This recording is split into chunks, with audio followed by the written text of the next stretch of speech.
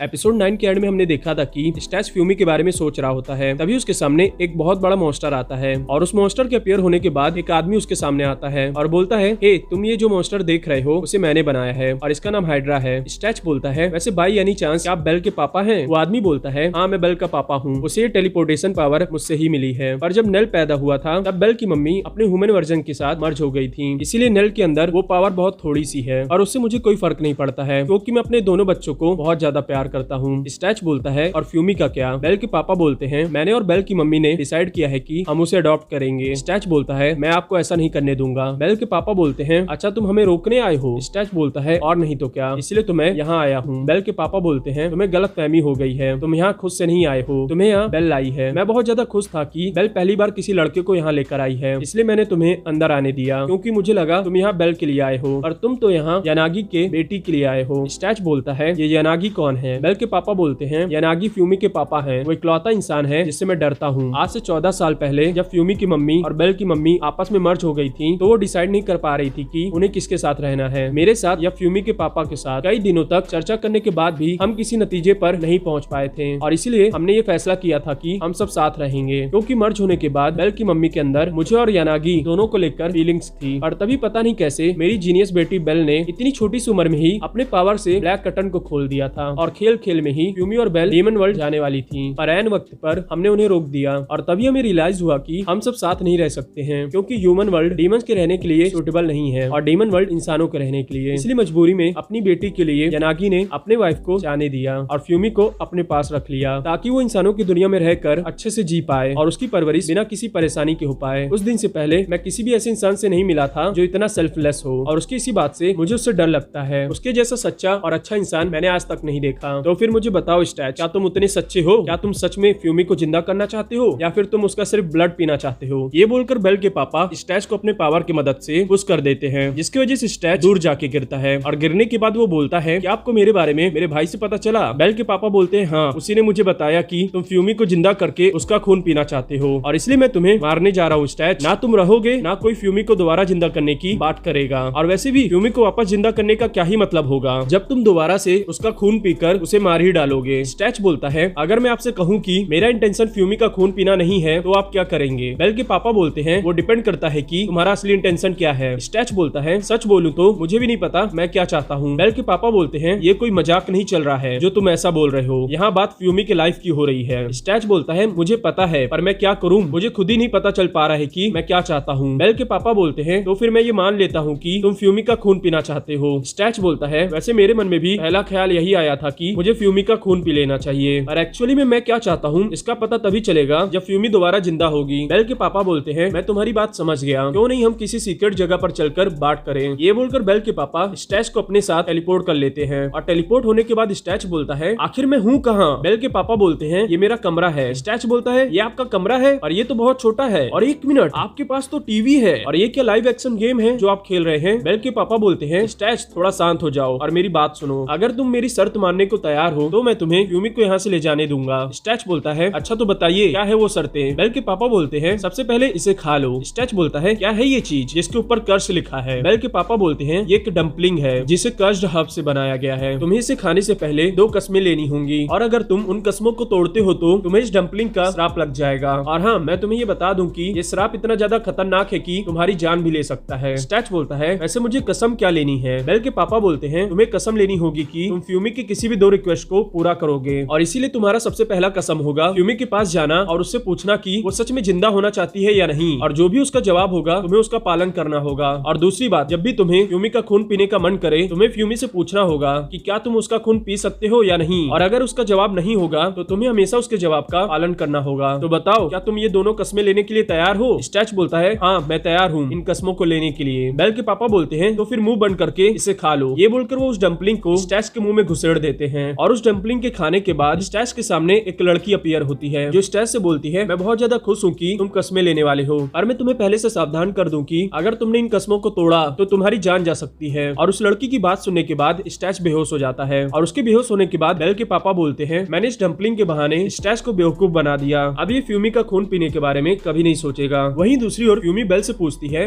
वैसे स्टैच का क्या हुआ, वो अभी तक वापस नहीं आया? ये सुनकर बेल बोलती है, वैसे फ्यूमी तुम स्टैच के बारे में क्या सोचती हो? क्या तुम उसे पसंद करती हो? फ्यूमी बोलती है, मैं अभी कंफ्यूज्ड हूँ, मुझे समझ नहीं आ रहा है कि मैं उसे पसंद करती हूँ या नहीं, पर हाँ मैं उसकी परवाह जरूर करती हूँ क्योंकि वो मेरे लिए इतना सब कुछ कर रहा है। जिसके बाद अगले सीन में हमें ब्रैज और गोयल दिखाए जाते हैं। तभी ब्रैज बोलता है, ए वैसे तुम मुझे मारने वाले हो ना? गोयल बोलता है, तुम्हें सजा तुम्हारे क्राइम के हिसाब से मिलेगी, पर फिर भी मैं हैरान हूँ कि किंग ने तुम्हें जिंदा कैसे छोड़ दिया। पता नहीं उनके ऐसा करने के पीछे क्या कारण है। ब्रैज बोलता है, अगर मैं तुम्हें कारण बता दूं तो तुम क्या करोगे? गोयल बोलता है, मैं उसे ठीक करने की कोशिश करूंगा। ब्रैज बोलता है, तो फिर ठीक है, मैं तुम्हें रीजन बताता हूँ। दरअसल किंग से पहले मेरे पापा डीमन वर्ल्ड के किंग थे और उन्होंने मेरे पापा को मार के उनके गद्दी पर कब्जा कर लिया और उस दिन से ही मैं किंग से बदला लेना चाहता हूँ और उन्हें उस गद्दी से हटाकर किसी ऐसे को बैठाना चाहता हूँ जो उनसे ज्यादा काबिल हो। इसलिए मैंने किंग से शर्त लगाई है कि मैं 3 दिन के अंदर उनके सामने किसी ऐसे को लाऊंगा जो उनसे ज्यादा काबिल होगा उस गद्दी पर बैठने के लिए। अब तुम्हें समझ में आया किंग ने मुझे क्यों जिंदा छोड़ा है। अब अगर तुम्हारी इजाजत हो तो मैं यहाँ से जाना चाहूंगा। और तभी गोयल अपने पावर की मदद से ब्रैज को फ्रीज कर देता है और बोलता है, पास्ट में जो होना था वो हो गया, हमें पास्ट से सीखकर फ्यूचर पर ध्यान देना चाहिए, पास्ट को लेकर बैठे नहीं रहना चाहिए। और गोयल के ये बोलते ही लिज वहाँ आकर उस पर अटैक कर देती है और उस अटैक की वजह से गोयल का मैजिक उड़ जाता है जिसकी वजह से ब्रैज दोबारा से नॉर्मल हो जाता है। तभी लिज बोलती है, बड़े भाई मैं इन्हें बिजी रखती हूँ, आप यहाँ से जाइए। ये बोलकर लिज गोयल पर अटैक कर देती है और उस अटैक के चलते ही ब्रैज वहाँ से भाग जाता है। जिसके बाद अगले सीन में हमें बेल के मम्मी पापा दिखाए जाते हैं। तभी बेल की मम्मी बोलती है, ए तुम मुझे यहाँ क्यों लेकर आए हो? बेल के पापा बोलते हैं, हनी मैं चाहता हूँ कि जो मैं बोलने जा रहा हूँ उसे तुम समझो। मम्मी बोलती है, तुम मुझे क्या समझाने की कोशिश करना चाहते हो? पापा बोलते हैं, मैं यानागी से उसकी बेटी भी नहीं छीनना चाहता हूँ, मैंने पहले ही उससे उसकी वाइफ छीन लिया है। मम्मी बोलती है, तुम कहना ये चाहते हो कि मुझे फ्यूमी को स्टैश के हाथों में सौंप देना चाहिए? पापा बोलते हैं, नहीं मेरा मतलब ये नहीं था, मैं कहना ये चाहता हूँ कि ये फ्यूमी का डिसीजन होना चाहिए कि वो किसके साथ रहना चाहती है। मम्मी बोलती है, और अपने बच्चे को प्रोटेक्ट रखना पेरेंट्स की ड्यूटी होती है। पापा बोलते हैं, भूलो मत, फ्यूमी जितना तुम्हारी बेटी है उतना ही यानागी की भी है और मेरे हिसाब से तुमसे ज्यादा फ्यूमी पर यानागी का हिस्सा बनता है। मम्मी बोलती है, तुम्हारे जो मर्जी में आ रहा है वो करो, और मैं तुम्हें बता दूं मैं फ्यूमी पर कभी गिव अप नहीं करने वाली हूँ। जिसके बाद हमें स्टैच एक सुनसान जगह में दिखाया जाता है। तभी फ्यूमी उसके पास आती है और बोलती है, स्टैच उठो। ये सुनकर स्टैच उड़ जाता है और बोलता है, तुम ऐसे कपड़ों में यहाँ क्या कर रही हो? फ्यूमी बोलती है, मैं कपड़े बदल रही थी, तभी अचानक से मैं यहाँ टेलीपोर्ट हो गई और तुम मेरे सामने बेहोश पड़े थे, वैसे तुम ठीक तो हो ना? स्टैच बोलता है, हाँ मुझे याद आया, मैंने कसम खाई थी कि मैं तुम्हारी 2 रिक्वेस्ट को पूरा करूंगा। तो फिर मुझे बताओ फ्यूमी, क्या तुम दोबारा से वापस जिंदा होना चाहती हो या नहीं? फ्यूमी बोलती है, हाँ मैं वापस जिंदा होना चाहती हूँ। जब से मैं यहाँ पर आई हूँ तब से मुझे अपने पापा की चिंता हो रही है। वो हर रोज बिना खाए पिए ही ऑफिस चले जाते होंगे, उन्हें सारा काम खुद से ही करना पड़ रहा होगा, वो बहुत ज्यादा अकेले पड़ चुके होंगे, इसलिए मैं अपने पापा के लिए वापस जिंदा होना चाहती हूँ। स्टैच बोलता है, अब मुझे तसल्ली हो गई है फ्यूमी, तुम चिंता मत करो, मैं तुम्हें वापस जिंदा कर दूंगा। वैसे फ्यूमी मैं तुमसे एक और सवाल पूछना चाहता हूँ, उसके बाद मैं तुम्हें वापस जिंदा कर दूंगा, और उस सवाल को पूछने के लिए हमें यहाँ से जाना होगा। फ्यूमी बोलती है, पर वो दरवाजा तो सिर्फ हाइड्रा फैमिली मेंबर के ही द्वारा खोला जा सकता है। स्टैच बोलता है, उस दरवाजे की चिंता मत करो, बस मेरे साथ चलो। वहीं दूसरी ओर हम देखते हैं कि डीमन वर्ल्ड में स्टैच के टेरिटरी पर कब्जा करने के लिए जंग चालू हो गई है और यसिडा और डेकू टेरिटरी को बचाने के चक्कर में बहुत ज्यादा इंजर्ड हो चुके हैं और अब स्टैच के टेरिटरी को बचाने के लिए कोई भी नहीं बचा है। और तभी वहाँ वुल्फ आता है और स्टैच के टेरिटरी को बचा लेता है और बचाने के बाद जब वो वहाँ से जा रहा था तभी उसके सामने एक डीमन आता है जो उससे बोलता है, वुल्फ आपको एक्रोपोलिस के किंग ने बुलाया है, आपको मेरे साथ चलना होगा। और यहीं पर इस एनीमे का सीजन 1 खत्म होता है। मैं आशा करता हूँ आपको ये एनीमे पसंद आई होगी। अगर पसंद आई है तो वीडियो को लाइक शेयर सब्सक्राइब कर दीजिए। और हाँ, ये एनीमे सच में बहुत ज्यादा अच्छी है, इसलिए क्रंची रोल पे जाके इसे एक बार जरूर देख लीजिएगा।